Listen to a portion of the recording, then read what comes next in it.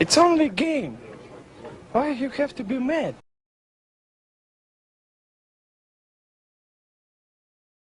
What is up, heroes of Dominion? My name is Charlie. This is Hero Wars Central. Today, we're going to talk about where Keira fits in my unique tier list. This is the Keira tier list discussion, as we just had a Keira event on the mobile platform of the game.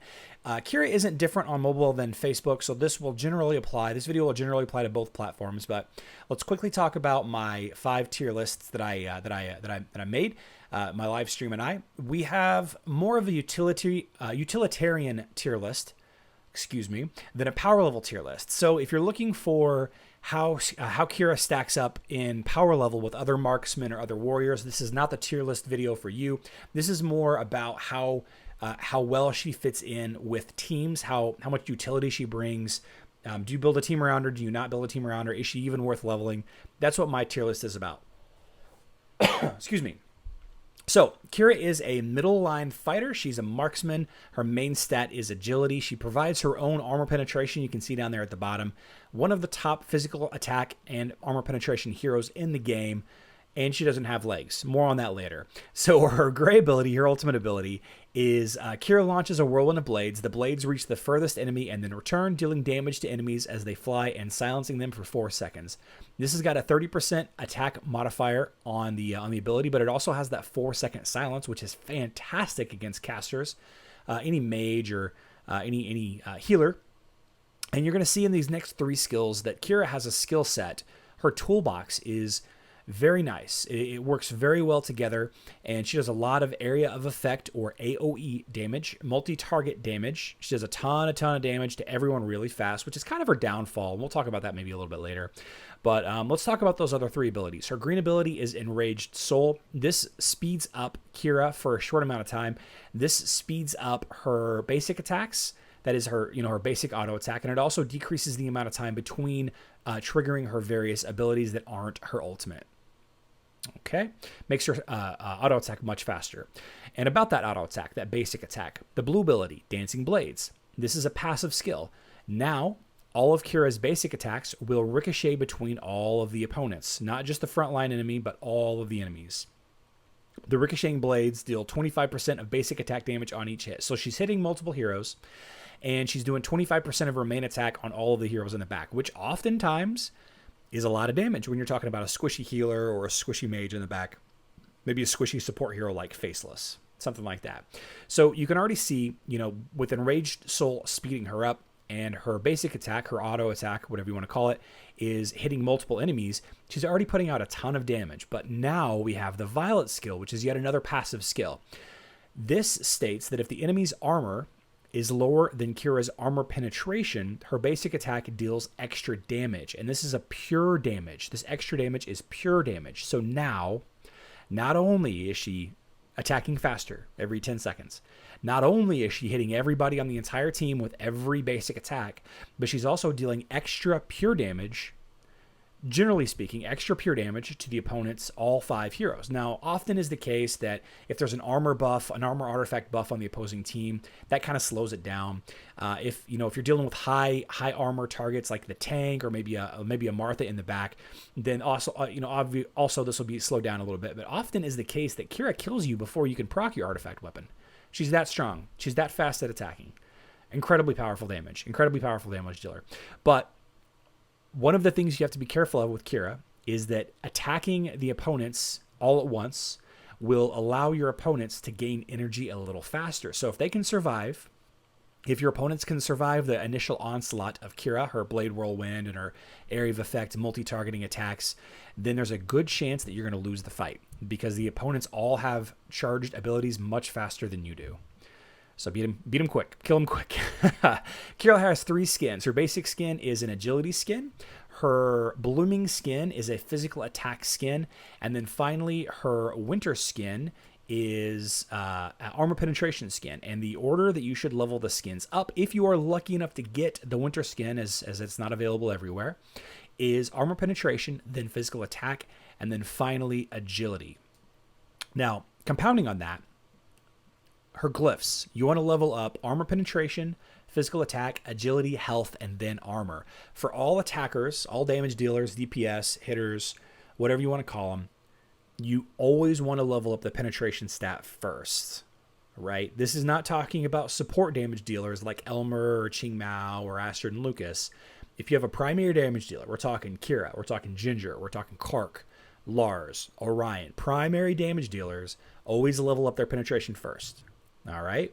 Then we have physical attack, agility, health, and armor. These will all increase her damage and provide a little bit of survivability on the back end when you've leveled up the first 2 to 3 glyphs. Her artifacts, Octaviana's Blades, will provide physical attack for your whole team. Really good in physical attack teams, such as ones that have Ching Mao or maybe Anvari as a support. Some players use Elmer or Daredevil as well. Others just use her by herself, and this artifact is kind of wasted aside from, of course, promoting her own physical attack. Her book, Alchemist's Folio, is the more important artifact that Keira has, and that provides armor penetration and physical attack. Of course, this is the quickest way to increase her damage of all 3 artifacts. And then finally, her ring is agility. So on the tier list, this should come as no surprise, but Keira is 100% a stop sign tier hero. That is to say that she does not fit into every single team, but you can absolutely build a team around her. She's way strong. She's a really strong damage dealing hero, very strong hitter. You could easily build a top team with her. In fact, one of the top teams for the last couple of months has been the quote unquote Keira Blender team, until it was slightly tweaked a little bit on mobile, and it was a phenomenal team. It just did a lot of great things to a lot of unprepared enemies. She's not a PvE hero, although she is very strong in the campaign, tower, and Outland, but she's so much more than that. She's definitely not dead battery. She's easy to get, easy to level up. She's not that expensive to get going, although, of course, the more you invest in her, the more damage that she will do. But she does not provide hardly any utility. She does provide that silence, that 4-second silence. However, there are other heroes that provide silence that are probably a little bit more utilitarian that you would want to sub in instead, like a Thea, for example. So she's not a water bottle tier hero. You would definitely want to build a team around Keira.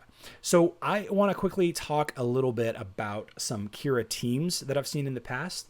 There's a couple of different ways you can build a Keira team. You can build it pure damage. And when I'm talking pure damage, I'm talking about that Blender team that we were talking about. It's actually still a little effective on Facebook. On mobile, you got to switch it up a little bit, but pure damage. That is to say, we'll use Anvari, we'll use Keira, we'll use Nebula, Sebastian, and Jet. So that is probably the best team for her on Facebook right now. If you're on mobile, since they swap positions between Sebastian and Nebula, maybe you throw in an Elmer, maybe you throw in a Yasmin, maybe you throw in a Ching Mao or a Daredevil, and all of a sudden, you're pretty close to where you are. You could do a little bit more defensive team. One of the top tier Keira teams before the Blender was the bugged Blender team came about was Cleaver and Anvari with Keira, Dorian, and Jet. Okay, so then you can swap in and out Anvari for Ching Mao or Elmer, depending on what you needed, and that was a nice little hybrid team. But another team that I've been seeing a ton of, is a heavy damage dealer team. And what I mean by that is you take a tank like Astaroth, Cleaver, Galahad even, you put Keira behind them, and then you throw in Orion, Dorian, and Helios, or maybe Lars and Krista, or maybe Nebula and Orion, or Nebula and Lars.